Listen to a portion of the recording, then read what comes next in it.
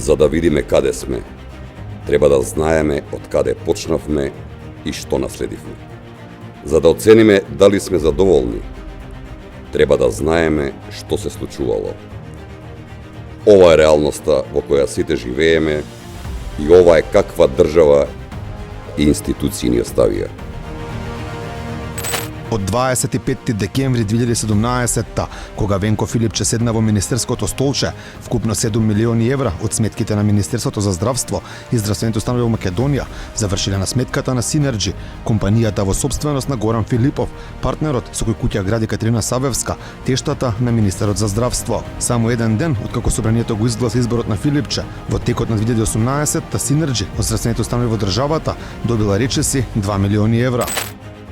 Ваквата Македонија сме посветени да ја промениме. Неспособноста заврши со нив.